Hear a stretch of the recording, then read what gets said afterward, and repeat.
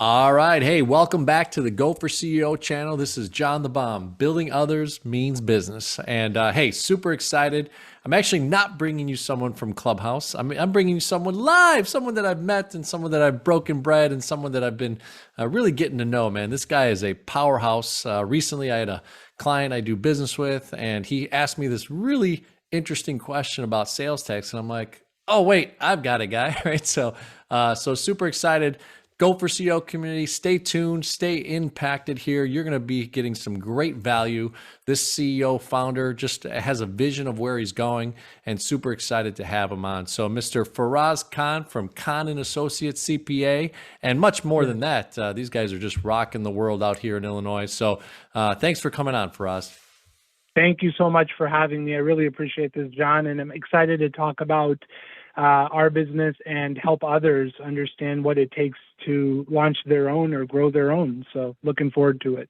Awesome, awesome. Well, hey, look, we like to always start with our guests to be able to share a little bit about the background. I know that you have a cool story being in corporate America and kind of making that mental decision at one point to go the entrepreneurial space, and now how much fun you're having. And I know there's some struggles in there Right. too. We'll probably talk about, but can you share a little bit about that background and kind of what got you to where you are now?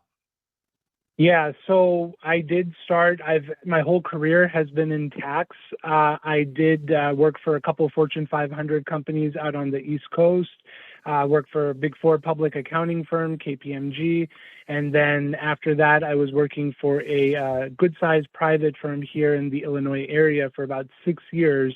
When I decided, look, it's time for me to kind of do my own thing and start my own practice and open up a CPA firm. So what we did is we took what we're good at, what is unique to us, which is doing state and local taxation. Not a lot of firms, not a lot of people specialize in that. So we started out by having a small firm that just does sales tax, property tax, a little bit of public speaking, and also a little bit of continuing education in those areas. We went around to some CPA firms, other companies, and we started delivering the message and helping people understand how important it is. And we started building a brand, basically. Now, frankly, I was doing this while I'm working in corporate America, and doing both, kind of balancing them, and if you like 9 to 5 type of positions, then that's not going to be for you, because your 9 to 5 is there, and then you got what I call the 5 to 9, the second shift. So we did all those things, and we built a firm and a practice that started growing and growing and growing. Eventually got to the point where I was at a crossroads, and I said, either we need to, kind of keep it where it is, or we need to focus all our attentions, and that means I'm going to have to focus more of my time to our business. So I made the decision. I left a company that took very good care of me. Most of the times you hear about stories where I didn't like my job or whatever. I loved my job. I loved it. I think the people loved me. However, I made a decision. I said, look, for the long run, for growth, for my long-term plans, 5 and 10-year goals, I need to make a move and start doing my own thing full time. So we supplemented our growing practice, and we bought another existing practice. Mm. And so that's kind of what brought us to here today. And, my conversations with you and introductions to you is when we started to grow our own businesses, both organically and by acquisition. So that's where we are. That's a really neat story, Faraz. It's interesting. There's a website that some of us have access to. It's called E to E Make the Move, right? .com. So, and it's interesting because it's really kind of a general way of thinking of how to go from employee to entrepreneur, right? Right. And really the cool journey of knowing that 9 to 5 paid the bills for a while, right? And 5 to 9 was building your empire, and now you're in the empire. But then you take a twist and you find an opportunity to buy an existing business. So tell us a little bit about that. So you're making this transition. You're working 9 to 5, 5 to 9, right? And you see the opportunity. So what does that look like when you think about the way of dissecting that, right? You see that you've built a little bit of a nice business going on your own, but what makes that be a good decision in your mind, at least that you evaluated it, to see a merger, right? An acquisition, Right. sorry, to be able to get that for other firm. Yeah. So the one thing was, once I had decided, okay, we're in a fork in the road, we need to figure out, are we going to just kind of keep our business really, really small and just kind of keep it there and be satisfied? Or do we see momentum and we want to grow it? Right. And a lot of times, especially people who are established, they're not in their 20s where they can just kind of take a chance and, take a move. You have a lot of things you're balancing. You have a lifestyle, you have a family, all those things are you're balancing.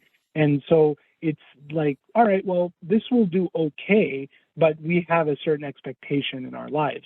How are you going to get there? Well, one way is to supplement your nice, fast growing business with an acquisition. And once I made that decision that this is what we're doing, it was in early 2021 during the pandemic. Like I've seen a lot of my clients starting businesses. I said, let me set a target date, and I'm going to work towards that date, and I'm going to put it out there. I'm going to tell people about my target date, just so it's not internal. People know I'm on the clock. I'm on the hook, right? I'm accountable. And so my target date was December 31, 2021. On that date, I said, no matter what, I need to be doing this thing full time, and I need to step away from my corporate America gig. So I put a plan in place. I started vetting things. I started vetting businesses. I started speaking to brokers about businesses in my area that would be a good fit. And we came across one that checked most of the boxes. Nothing's ever perfect, but it checked most of the boxes. And we said, okay, this is our acquisition. This is what we're going to do. And this is how we're going to kind of meet that deadline that I had self-imposed for myself. We actually closed on September 30th. There were some great SBA advantages, as you know very well, at that time. And so we were able to fully utilize all those. And then we kind of just said, okay, making that switch over, left on great terms with my current job, such good that, we still stay in touch and we still kind of consider each other for projects.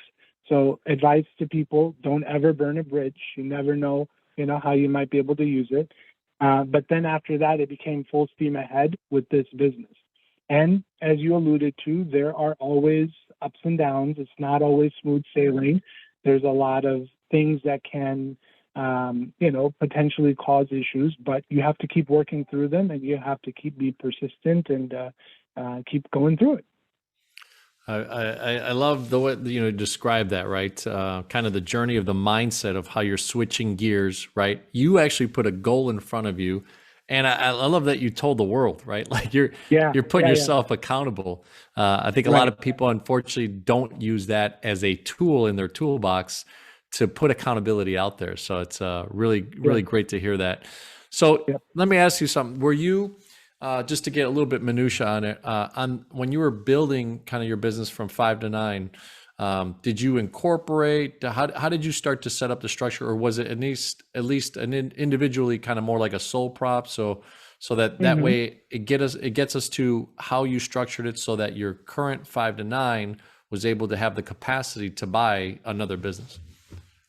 Right. So as an accountant, some basic strategies. So the first business we did, the sales tax consulting, property tax consulting, which we still do, we started that as a single member LLC. I was a sole member, and definitely got the LLC, got the EIN, business identifier numbers with the IRS, and started that out. And I started to reach out to what every business owner does, most business owners do, which is your immediate circle, right? Your friends, family who have businesses, colleagues that have businesses that you could be helpful for.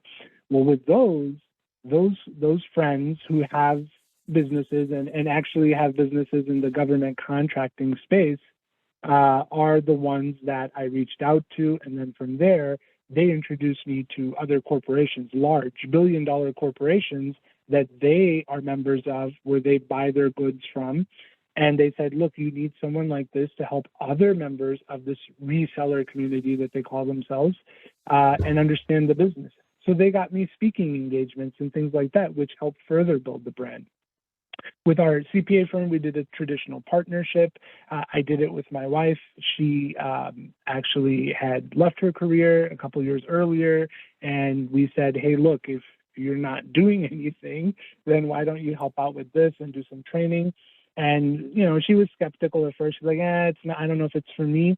Now she's right by my side. She's still a partner, and she's still doing the taxes and the payroll and the sales tax and all those things. So we also had that. I had that support, right, as well, on top of the building my own business, and we did that as a partnership, an LLC taxed as a partnership, and then finally, this new company we bought, we kept it separate, and I'll tell you about that if you have a moment, I'll tell you about that, but. We made that an S corporation, PLLC, Professional Limited Liability Corporation, taxed as an S corp. So why did we keep it separate? Maybe you may ask. We wanted to kind of expand our brand. We had built a brand over the past 4 or 5 years out in the Aurora, Naperville area. With this new firm we bought, which is in Downers Grove, not too far, I wanted to actually have a new brand and an established brand actually that was here. So that way our net is wider. We're casting a bigger net, doing the same thing. We're running operations out of the larger centralized office, but people who have word of mouth there are still using us and saying, okay, we have the brand here. And then the people here who have known this firm for 30 years understand that. So we kept them separate a little bit by design. But of course, the work, to gain some efficiencies, the work is all done from basically one location.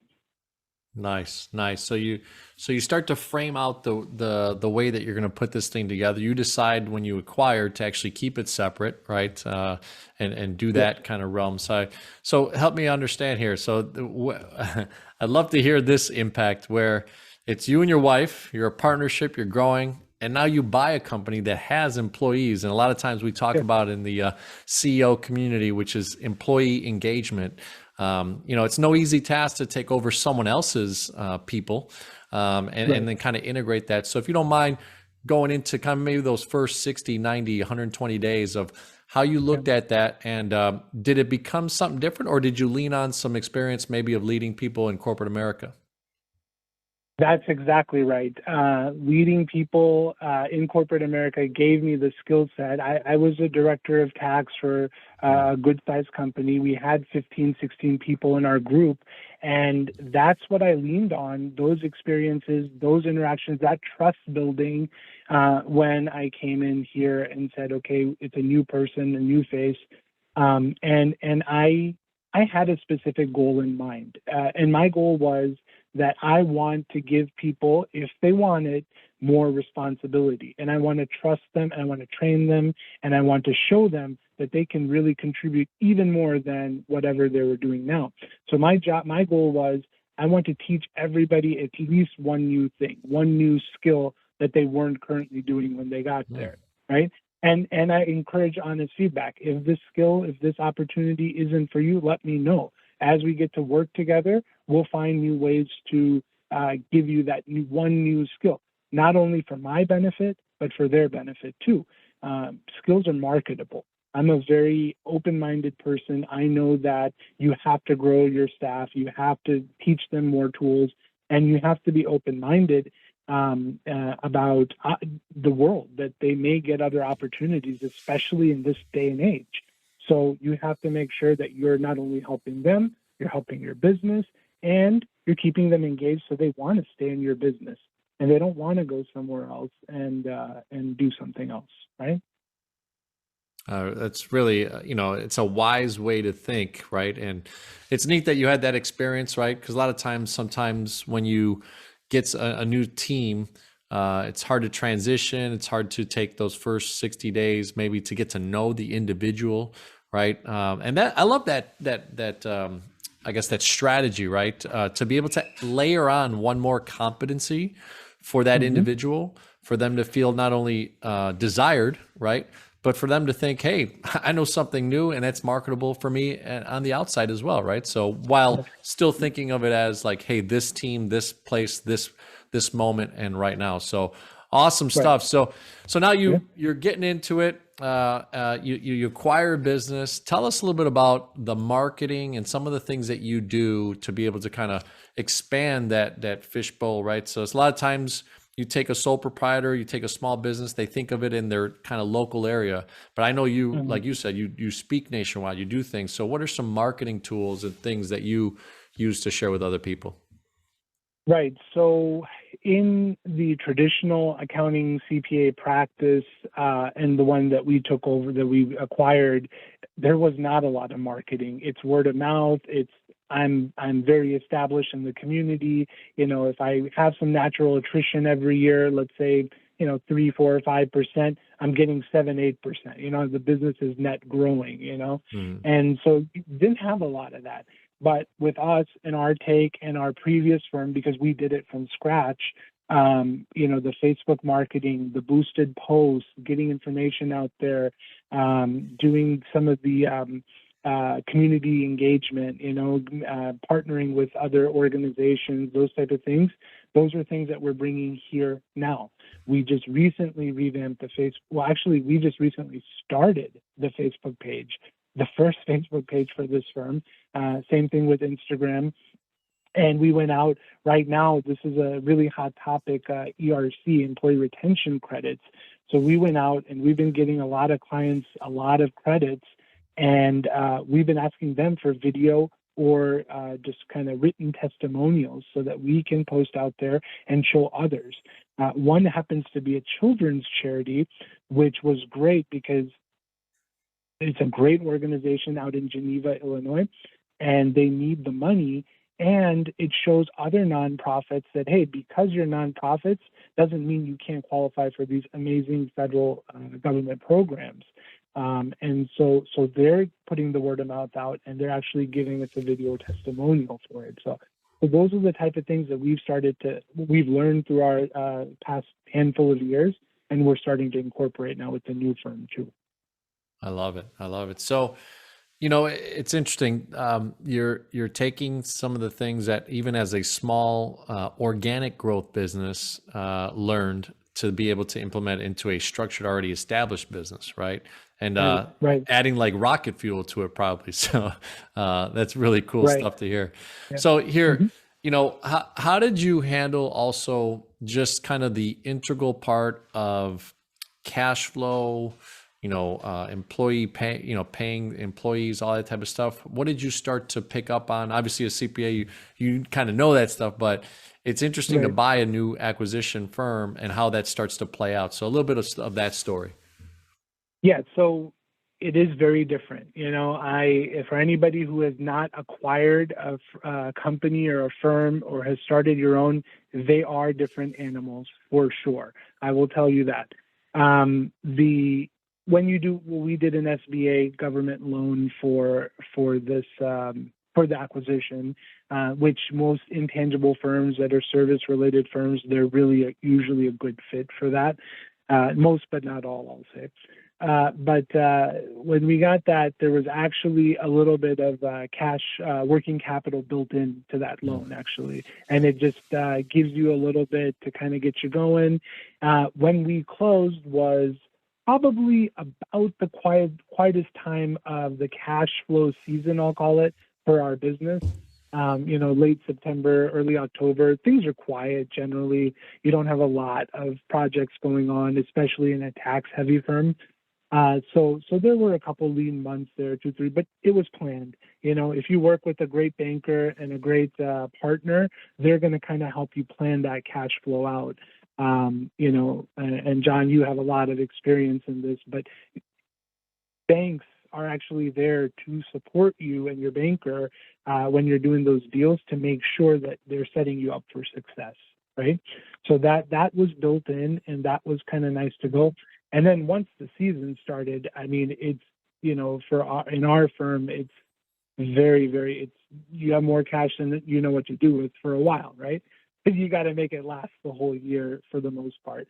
Um, and so that was the kind of the game plan there, is just kind of have that plan before we got in, understand the cycle of the business, be prepared, have reserves, or funding for it. And then from there, now it's, our goal was, well, how do you keep the cash flow nice and steady, right? How do you supplement your services so that you are bringing in more year-round cash flow, and it's not this big chunk in like 3-4 months, and then it tails off. So we've been doing that, and that is this ERC project, those type of things. Those are the special projects that our firm has been doing, that are supplementing the business and kind of more smoothing out the cash flow cycle. Nate. So, you went through a couple nice nuggets there. A business that could be seasonal, a true business mind can think of it as, how can you implement certain things to make it annual, right? Right, right, You talked about the cash flow, the leanness of when you bought the business, right? There's strategy there, right? When you buy a business, is it going into their heavy season? And that could actually be a bad thing sometimes, because you're so overwhelmed, like bringing in new leadership. So you probably hit that at the right. perfect time, even though it was a little Yeah, lean. It gave right. you that time to invest in the employees and all that type of stuff. So really cool That's stuff. right. So go for CEO community. Rewind that last part, and pick up those golden nuggets, because this is what Faraz is sharing. Some of the real insights from a organic grown business from 5 to 9 after his 9 to 5, and then he acquires a business afterwards. And what a really neat story here. So, all right. So hey, let's talk about scaling. All right. What are some plans for Faraz Khan and Associates, and Right. what are some things that you're thinking of as you're going into year number 2, 3, 4, 5, as far as once you did the acquisition? So that's a great question, and there are a couple things, right? You have to balance, and I tell this to clients too, right? In my particular field, and I've talked to you about this, John, outside of this, but there are a lot of opportunities. There are a lot of people, men and women, who are nearing or at retirement age. We have another person in our area who's been doing it for 50 years, Wow. and she's ready to start calling it quits. And she has built quite a practice, right? But buying it is actually, a lot of people might not believe, is the easy part, right? It's about how do you integrate, implement, standardize, streamline, again, get to know another set of staff, and do the whole project all over again, and keep the quality there, right? And keep the clients around and keep them engaged. And it's not just employee engagement, it's client engagement, right? You've got to make sure that they're also comfortable with the transition. So you want to be smart with it. You want to be strategic. You want to take your time. Our goal is to grow more. We're growing. This business has some growth because of the things that I mentioned, the advertising and the marketing. Our other firm is still growing. We're still getting hits there, right? But then if we do another acquisition, we want to make sure it's a good fit. And I think by good fit, I mean, does it have the same software that we use right now? We don't want to have a different type of tax application, or we use QuickBooks. Surprise, surprise, who doesn't, right? But there are some people that use some other things. We don't want to have other softwares that we have to implement or migrate over to our systems. We want to kind of keep it clean and easy. There's the right size of client, right? Because we have staffing right now that works for our current client base. If we get another firm that either doesn't have enough staffing or has too little staffing, we have to kind of plan for that, because you don't want to sacrifice quality and the level of service that they're used to. If anything, you want to make it better. So those are the things that we want to do while we strategically figure out what the next acquisition is. And then let the natural growth occur in the businesses that's happening already. So that's kind of the game plan. Really, really awesome. So, I kind of caught on again a couple nuggets as I keep on just really intently listening. The nugget of how you transition, right? That business that you acquired, some of the SOPs, the things that you're kind of implementing. And then you said, hey, if you go to acquire another company, I want similar symbiotic systems. I want things that can kind of Right. integrate easily so that you can Mhm. go from 12 to 30 to 100, employees as an example, right? And you saw Right. that at the big scale, right? Being an employee and then now Yeah. growing your own empire. So help us understand some of the things that, did you take an approach of one-on-one to the client base, or did you allow your employees to kind of just keep furthering and nurturing what they had already established, maybe with their own particular database of clients? Yeah, so I think the biggest thing was we wanted to make sure that the seller is involved Mm. for a while, because they're the ones, they're the talent, they're the person who has built this practice and this business in this area, right? We're really nobodies, we're just here, we're buying it. Now, hey, we're going to do a great job, but we're unproven in the market, in the area, right? So that was the goal, is to make sure that we have support there. The staff, we kept everybody, the staff remained intact, consistency, continuity. And then it's just like adding in another layer. You're adding in a Faraz, that's it, or a Sarah, who's my wife. You're just adding in, supplementing, right? And then eventually, if you do that right, and you do it in a good and smooth, even way, it's just a nice, slow transition in. So our goal was to be there, to meet as many people as we could. You can't meet everybody with a firm this size, but have the name out there, have the letter, the transition letter, like, hey, we're bringing in someone, all this. And then at the end of the day, I did go out. I met the largest clients. I met the strategic relationships, because we wanted them to know that, hey, we're here for you, and that, we can do everything that you're used to, and maybe then some, right? Maybe some other stuff like sales Mhm. tax. Some people were like, oh gosh, I was using some other company for that or whatever. And it's like, it's nice to know that my accounting firm can actually handle that. So we did those type of things, but the goal was to make sure that it's a smooth transition, respectful, kept the name there for a while, just make sure that people don't think that there's a lot of change, because people do worry, and certain people will panic if they see a lot of change all at once. So we want to show them it's no big change, something small.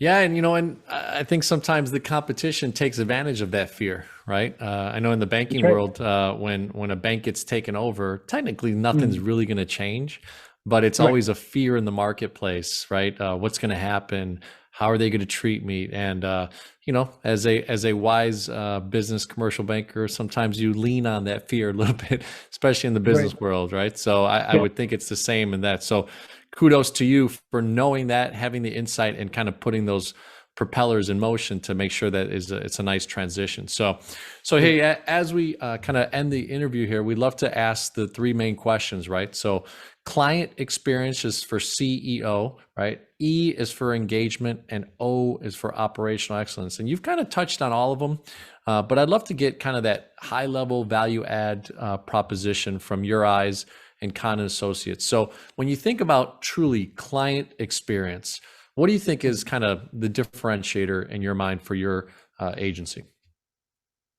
I'll tell you the secret, because it's very simple, and you won't believe it. And everybody out there, you won't believe it when you hear this: responsiveness. In our field, the number one reason when we get people who say, I want to change, I want to leave my current accountant, why? Did they screw something up? No, they didn't. They're okay. They're good people. Then what is it? They don't get back to me. I reach out to them. I've got a simple question about, hey, how do I fill out my FAFSA for my child who's going to college or whatever? And they don't get back to me. Whether they charge them or not for that, right? That's another thing. But the number one thing we've heard is responsiveness. We need some responsiveness, and that's why we're making a change. So be responsive to your clients. That is client engagement. Shows them that they're needed, they're wanted, and that will. It's not just our business; it's every business, really. Well, I'm pretty sure that's the first time on Go for CEO, the response to client experience, the responsiveness, ladies and gentlemen. So take a hold of that. I really love Right. that because I think that's a differentiator in the marketplace, and just being there, and sometimes people forget, like, you could even be there in a technological sense, but it also that personal touch makes such a huge difference as well. And I know every time I've texted you or emailed you, you're like there instantly and always aware of kind of what's going on and the people that you can make contacts with. So awesome stuff. So the next one is E for employee engagement or vendor engagement or sales engagement. So engagement is such a powerful thing when you think about your leadership, Sarah, and what you guys been able to build. Why do you think people engage with you, or how do you like to engage with the people I mentioned? Yeah. So, that's my favorite part of the job. I'm not the accountant that you stick in the corner that wants to just crunch numbers and do all those things. I actually enjoy meeting the clients, the employees, even the vendors, right? I like Mhm. that part of the job. It's really interesting. So I think nowadays, and we do a lot of these things via Zoom. We're doing this one today, but having that touch base. You and I had lunch last week in person, right? It was wonderful, by the way. If you haven't been to Honey Jam, that's a free plug. But it was great. But you need that. You need that in Yeah. person kind of experience with everybody. FaceTime is important. It's not just a text or a call or an email. You got to have some FaceTime with them. And you know this, John. You do this all the time. I mean, you're always offering to come out to our place and do all that. And so I think that's very important, the personal touch and being, available. And again, I'll kind of come back to responsiveness, right? Hmm. So it still applies, right? Even with employee engagement and vendor engagement, they want good partners. So there it is. I love it. I love it. So last one is operational excellence. And you mentioned kind of a system you use, QuickBooks, but can you go a little bit deeper on just high value add of how you kind of have streamlined your business, what you saw maybe when you acquired and how it kind of implemented, but at a high level, just operational excellence and what it means to you. Yeah, and this is another one where I'm probably not going to blow anyone's doors off, but paper, killing paper was just accountants love paper. They love printing it, looking at it, tossing it. All right, fine, recycling it, but still, right? There's toner involved. There's paper. I've learned paper is not cheap, by the way. So, Yeah. there's toner, all these things, right? And then of course, you recycle it. There's still some waste. So the thing is, we try to move to a majority kind of paperless environment. One of the things we really pushed is our clients that are out of state. We have clients in probably about 35 states in the U.S. and some in different countries. Hmm. They would FedEx or UPS or USPS first class documents to us. So like, you don't want to do that, right? We don't suggest that. Use our portal. It's easy to use. We have people here, staff, who can either do a video chat or a meeting or walk you through it over the phone if you still struggle, but start using these paperless methods and more secure methods. So that was one of the big things that we did, is try to eliminate as much paper as we can. We haven't fully accomplished that goal. I find myself sometimes looking at paper now because, sometimes it's easier, but we're trying to make it so that there's less paper, it's more digital, and it's more secure. That's the biggest thing. We want to have document security, which we pride ourselves in here at Condon Associates. So I have to. I'm kind of chuckling inside because I'm turning 47, so I'm still a little bit of kind of like that old school and Both. new school, right? Right. Enough that I grew up a little bit with computers, but not Right. as much so that I'm so Right. like into it. But I kind of chuckled because I'm thinking in my mind, what am I doing that I should do better? But one of the things, I take notes on notebook, right? And then what I'll do is I'll Uh-huh. take a picture of it with my phone, send it to my shared drive, and then I put a Hmm. file in it. And based on the conversation, right, with Condon Associates, I'll have a shared drive folder of all my paper notes. so Yeah. there's, Right. there's a little bit of There's automation a in little bit of there. both. Yeah. It's Yes. nice. I mean, I get it. It's convenient, especially Yeah. if you're reviewing a document. Yeah, Sometimes you want it in front of you, but I think for us, it's not only just doing more for the environment, but it's also for sure. document security. And in our world, that's all you have, right? We have to ensure security of our clients' It's sensitive information. So, huge same for you. Yeah. cybersecurity. We could probably talk another hour on that and your thoughts Right. on it and stuff, right? So, well, Right. awesome, Faraz. It's been such a pleasure getting a chance to know you. And it's interesting. I met you through someone, right? Through a branch manager on the Hmm. retail side. We've Yeah. gotten a chance to get to know each other. I'm already referring some business, I know, and I know we're talking about some other things and opportunities. And as you get Yep. into your busy season next year, or coming up, it's an interesting time. But hopefully, to keep each other in mind, keep each other aware of kind of opportunities. That's kind of how we build something good. And thank you so much for Yep. coming on the Go for CEO channel. Anything that you want to share? I just as final thoughts. Also, please, your website. Where are you on social media? How can people get a hold of you? Yeah, no, thank you. It's the, privilege is all mine. I'm happy to be on. I'm happy to help others in their quest to either start or grow their business, because it's really happening. It's a real thing that people are starting to do. So I think that's important. My parting thoughts on that would be, again, it sounds nuts. I mean, I've done this for the last several years, but definitely make a goal, put it out there in the world, okay? Because then you will be forced to do it. A lot of people have great ideas, or they have a great skill set that they're like, I could do this, I could do a great job, but they never materialize. They never get out of their comfort zone.